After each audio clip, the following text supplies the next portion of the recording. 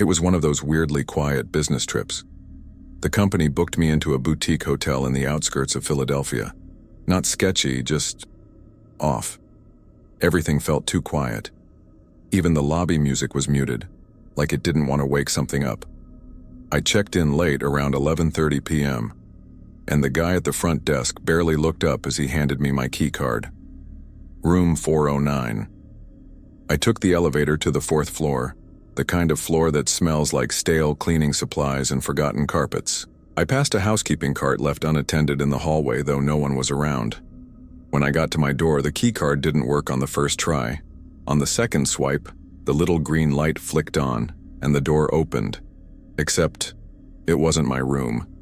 There were shoes by the bed, a coat draped over the chair, a takeout container still open on the desk, and a cell phone charging on the nightstand. Someone was living in this room. I froze in the doorway. My first instinct was that they gave me the wrong room key. But as I slowly pulled the door shut, I heard the sound of water dripping from the bathroom and the faint creak of a bed spring. I backed away and let the door close softly behind me. For a second, I just stood there in the hallway, listening. Nothing.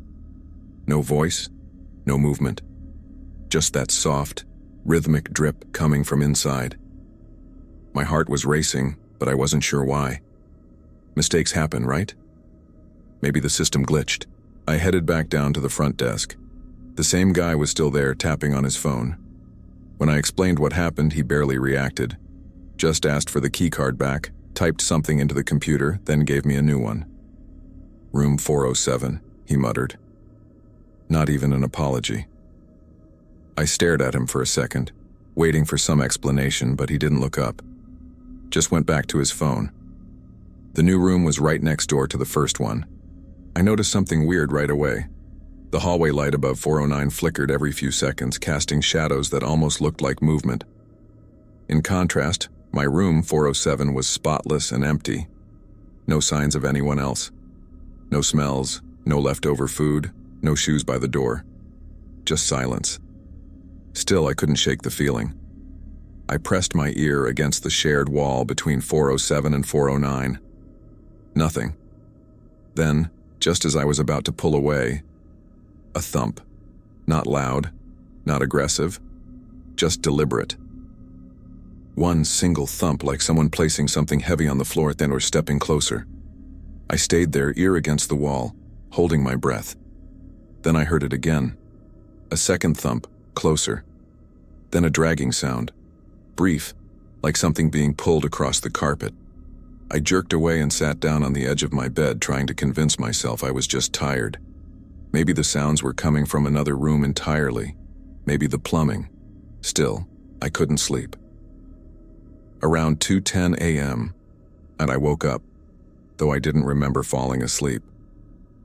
The room was completely dark except for the faint orange glow of the hallway light leaking in from under the door. That's when I noticed something even worse. The shadow under the door wasn't empty. Someone was standing on the other side. I stared, barely blinking. The shadow wasn't moving, but it was unmistakable. 2 feet planted just inches from the threshold. Whoever it was, they weren't knocking. They weren't shifting their weight. Just standing there. I stayed frozen in bed, my hand creeping slowly toward my phone. I grabbed my phone, slowly and silently, like I was afraid the screen light would give me away. But before I could unlock it, the shadow moved. Not walked. Slid, like someone adjusting their stance without lifting their feet. Then a soft knock. 3 slow taps. Not loud enough to wake anyone else. Just loud enough to let me know they were still there. I didn't answer. I didn't breathe. After maybe a minute, the shadow disappeared. I got up and tiptoed to the door, adrenaline pounding in my chest. I checked the peephole. Empty hallway. But when I opened the door just a crack, I saw something lying on the ground in front of room 409. It was a hotel keycard. Not mine. One of those generic ones without any markings, just a faint scratch across the back. I picked it up without thinking and turned it over in my hand. There was a number scrawled onto it in pen. A time, actually. 2:10 a.m. The exact minute I had woken up.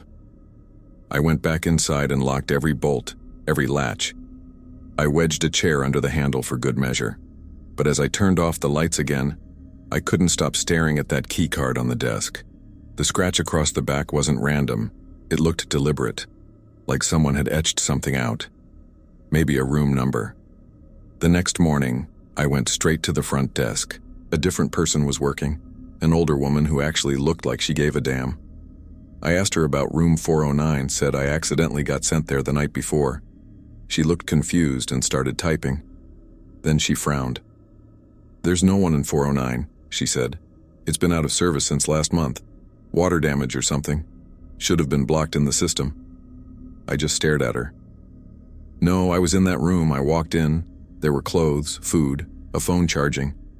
She paused, gave me a strange look, then turned the monitor slightly away like she didn't want me to see something. "We'll look into it," she said. "But your key shouldn't have opened that room. The locks were deactivated." I left the hotel a few hours later after checking out early. I tossed the scratched-up keycard in the nearest trash can I could find, but I kept thinking about that number. 2:10 a.m., same time I woke up. Same time someone was standing outside my door. I never found out who was in 409, or if anyone ever really was. But for the rest of the trip, I kept waking up at exactly 2:10 a.m., even in different hotels, even with the lights on. The hotel was one of those chain places near the airport, just convenient enough to be forgettable.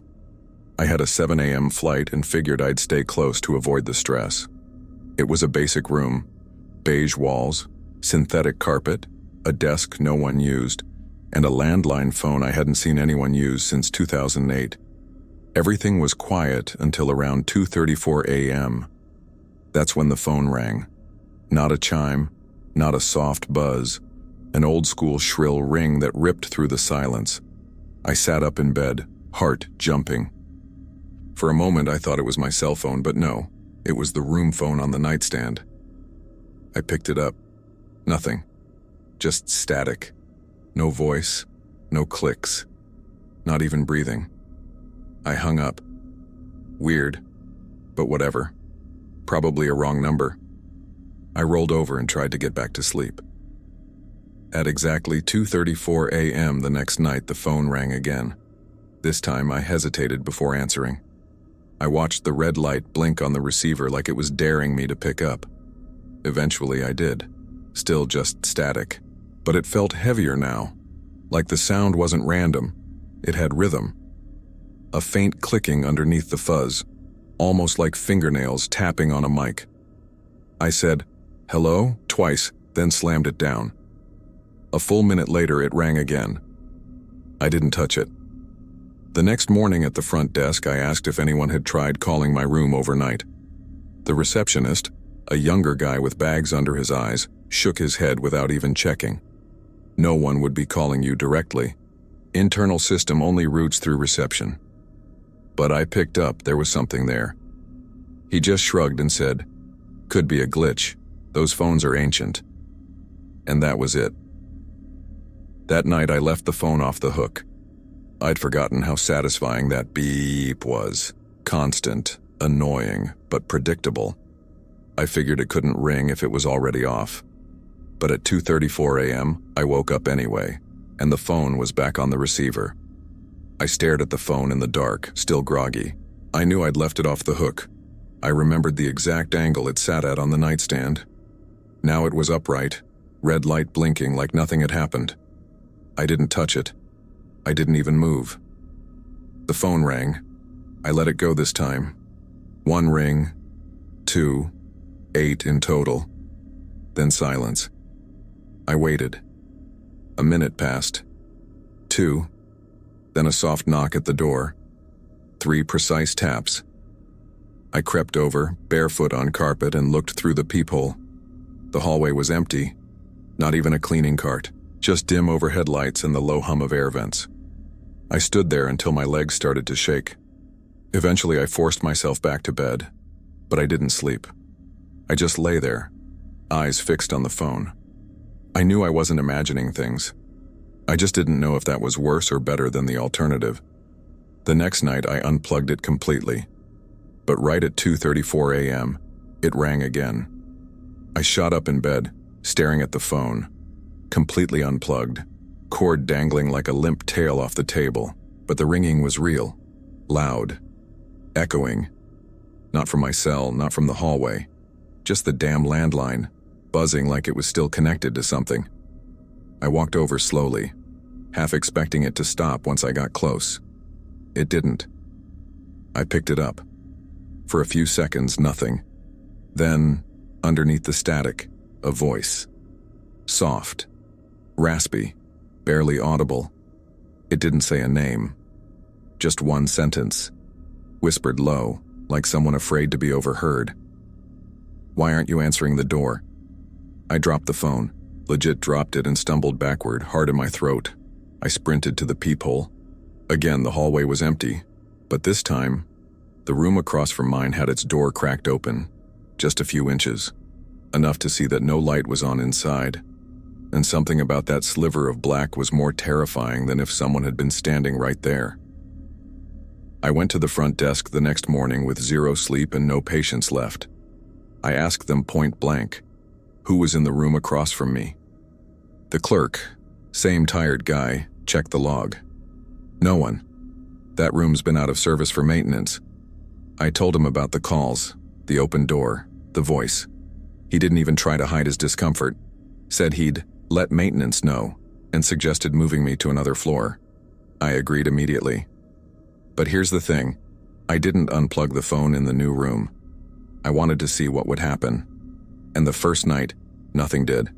Second night, nothing. I was starting to believe maybe it was some kind of glitch, until the third night. At 2:34 a.m., I got a call on my cell, unknown number. I answered it before I even had time to think. The same voice, same whisper. "You're in the wrong room." I was staying at a mid-range hotel for a conference. 4 nights, nothing fancy. I'd brought my own Do Not Disturb sign from home, one of those sturdy plastic ones that hooks over the knob. I travel a lot and I hate hotel staff barging in when I'm working or asleep. First morning I left the sign out, went down to breakfast, came back, and the bed had been made. At first I figured maybe I forgot to put the sign out, but when I checked the door it was hanging right there, same position I always leave it in. Maybe they ignored it. Maybe it fell off and they just didn't notice. I let it slide. Second day I left the sign on again, triple-checked it this time. Went to a meeting, came back, and again the trash had been emptied and the towels replaced. That night, I called the front desk. The woman apologized, said she'd notify housekeeping, and assured me it wouldn't happen again. I believed her. Until the third morning. This time I stayed in the room just to be sure, left the Do Not Disturb sign on, bolted the door, even flipped the little safety latch. I was on a Zoom call around 10:15 a.m. when I heard the doorknob rattle. Not just once, multiple times. A slow, deliberate jiggle like someone trying each angle to see if it would open. Then a knock. Housekeeping. I got up and said, "No thanks, I'm good for today." Silence. No reply. I peeked through the peephole. No one there, just the empty hallway. I opened the door a crack. No cleaning cart, no staff, no sound of a vacuum down the hall, just the weird smell of over-bleached linens in the air. I reported it again. This time the guy at the desk sounded confused. "Housekeeping's only on your floor between 1 and 3 p.m., he said. "No one should have been there this morning." I asked if there were cameras in the hallway. He said only at the elevators. That night I shoved a chair under the door handle and didn't sleep much, because around 4 a.m. the doorknob turned again. This time it wasn't subtle. The knob twisted hard like someone testing the limits. Then a low knock, 3 slow thuds, too quiet to wake anyone else. I stared at the door from across the room, half expecting it to open despite the latch and chair jammed against it. It didn't. But whoever was out there stood there for a long time. I could hear their breath, faint, shallow, just on the other side. Then it stopped. In the morning, I noticed the Do Not Disturb sign was gone. Not on the knob, not on the floor, just gone. I asked housekeeping if they'd picked it up. They said they hadn't even cleaned my room since the first day. Their record showed no entry at all since check-in. That night, I taped a sticky note to the inside of the door. If you enter this room, I will call the police. I knew it wouldn't do anything, but it made me feel better, like I had drawn a line. At 3:42 a.m., I woke up to the sound of something scraping the floor just inside the room. I didn't move at first, just lay there, trying to control my breathing. The sound was soft but unmistakable, like a shoe dragging across the carpet. Slow, cautious. I reached for my phone and turned on the flashlight, then sat up. No one was there. The door was still latched. The chair was still jammed under the handle, but in the sliver of light coming from the bathroom I saw it. My suitcase had been moved. It was angled differently, like someone had nudged it with their foot. I hadn't touched it since I arrived. I packed my stuff and went downstairs ready to check out early. At the front desk, a different guy was working. I told him about the door, about the noise, about the whisper. He frowned, looked down at his monitor, then asked, "You said room 618? I nodded. He leaned in, lowered his voice. That room used to be part of a suite. We sealed off the connecting door about 2 years ago after an incident. No one's supposed to be in 221 right now. It's not even listed in the booking system." I stared at him. "So, there's no guest in the room next to mine?" He shook his head. "There's no room next to yours." I didn't say anything. I just turned around and went back up, because I had to see it again. I had to prove to myself that the door was there, that it wasn't in my head. Room 223 looked just like I left it. But now in the daylight, the door looked different. The frame was splintered near the base, like someone had tried to pry it open from the inside. The handle had faint smudge marks. Fingerprints, maybe. I reached out, almost against my better judgment, and jiggled it again. Still locked, still solid. But something was behind it. I could feel it, like heat radiating off the wood. I dropped to my knees and looked underneath. Just a sliver of space, enough to see that the light inside, if there was any, was flickering. Not like a bulb. More like the shimmer of movement, shadows brushing across a dim floor. As I stood up, something tapped back. 3 knocks. Exactly like the night before. I left the hotel without checking out. Didn't wait for the receipt. I just drove. But the worst part? 2 days later, I got a call from an unknown number. I let it go to voicemail. There was nothing but a whisper, right up against the mic. "Please don't lock it again." I checked into the hotel late, around 11:45 p.m. The lobby was small, outdated, but clean enough. The man at the front desk barely looked up when I walked in, just slid the keycard across the counter and muttered, "You've got room 408, elevators to the left." The ride up was quiet, just that low mechanical hum some old elevators make when they're struggling. My floor, 4th, was dimmer than the lobby. Fewer lights, more shadows. As I stepped out, I noticed how dead quiet it was. No TVs, no hallway noise, not even ice machines. I dropped my bag and collapsed onto the bed without unpacking. I had a full day of driving behind me and just needed a few hours of sleep before heading out again. I left the curtain slightly open to let in a sliver of orange light from the parking lot. It was just enough to keep the room from feeling too unfamiliar. Around 2:17 a.m. I woke up to a knock. 3 soft taps on the door. Not aggressive, almost hesitant. I froze for a second, trying to remember if I'd dreamed it. Then it came again. Knock, knock, knock. I got up slowly, walked to the door, and looked through the peephole. There was a woman standing there, mid-30s maybe, dark hair, oversized hoodie. She was facing the door but not moving, just waiting. She knocked again, this time a little louder. "Please," she said through the door, voice soft and shaky. "Can you help me? I think someone followed me." I didn't say anything right away, just kept looking through the peephole. She wasn't crying, but her voice had that edge of panic. I couldn't tell if she was actually in trouble or just off. Something felt wrong, like her tone didn't match her body language. I leaned closer and asked, "What room are you in?" She didn't answer, just stood there, almost like she hadn't heard me. Then she turned her head slightly, like she was listening for something behind her. "Please," she said again. "They're on this floor." I backed away from the door and grabbed the phone by the bed. It took a few seconds before the front desk picked up. I told them someone was knocking on my door, said her name was Hannah or something, and that she claimed someone was following her. There was a pause.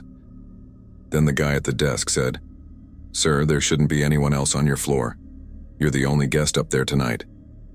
I looked back through the peephole, but the hallway was empty. Just the thin strip of carpet and a single overhead light flickering near the elevator. I didn't hear footsteps, no doors closing, just silence. "She was right here," I said into the phone. My voice sounded sharper than I meant. The clerk stayed quiet for a moment, then finally said, "I'll check the cameras, don't open your door for anyone." Then he hung up. I stood there for a second, staring at the door. My hand hovered over the lock, even though I knew better. Then I grabbed the little metal latch and swung it over just in case. The weird part wasn't that someone had knocked. Hotels get weird people. What got to me was how calm she looked, how still, like she wasn't waiting for help. She was watching me decide. I sat on the edge of the bed, phone still in my hand, unsure what to do next. That's when I noticed the closet door was open about 2 inches. I didn't remember leaving it like that. My suitcase was next to the dresser, untouched. Nothing looked out of place, but for some reason I couldn't stop staring at that closet. I walked over and nudged the closet door fully open with my foot. Nothing. Just the ironing board, a couple of empty hangers, and a folded luggage rack. Still, I stared inside for longer than I needed to, like I expected something to move. I even crouched down to check the shadows near the back wall. It was empty, but I kept feeling like something had been disturbed, like someone had stepped just out of view the second I turned around. I went to the window next. My car was still in the lot, under that same orange street lamp. No sign of the woman. The parking lot looked completely still except for one thing, a car I hadn't noticed before. Black, parked all the way at the back. It had no lights on, no movement inside. But I was almost sure it hadn't been there when I checked in. The hotel phone rang and I jumped. I picked up expecting the clerk, but it wasn't him.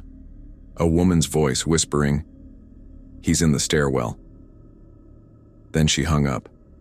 I stood there with the receiver to my ear for a good 10 seconds, listening to the dial tone. Then I slowly looked toward the door. There was no sound, no knock. Just that same silence again. But now it felt closer. I walked over and pressed my eye to the peephole again. Still nothing in the hallway. My heart was beating too fast. I don't think it was the call that rattled me the most, it was the voice. It wasn't the same woman from earlier. This voice was lower, tired, like whoever it was had been whispering through clenched teeth. I opened the door anyway, just a crack, with the latch still on, enough to peek. Still no one. But I noticed something that made my chest tighten. Down by the door frame, lying flat on the carpet, was a keycard. Not mine. No envelope, no branding, just a plain white keycard. Like someone had pushed it under the door when I wasn't looking. I closed the door and backed away slowly. I was done pretending this was just weird. I grabbed my backpack and started tossing things into it, already planning to leave. I didn't care if it was 3 a.m., I just needed out. Then, just as I zipped it up, I heard the sound of the stairwell door at the end of the hallway creak open. No voices, no footsteps, just the hinge letting out this long, low groan. Then it stopped. I got out of there as quickly as possible, and since then I always think twice before checking into an empty hotel. If you've ever stayed somewhere that didn't feel right, tell me what happened. I need to know I'm not the only one. And if you want more stories like this, the kind that stay with you, hit subscribe. You'll want to keep the lights on.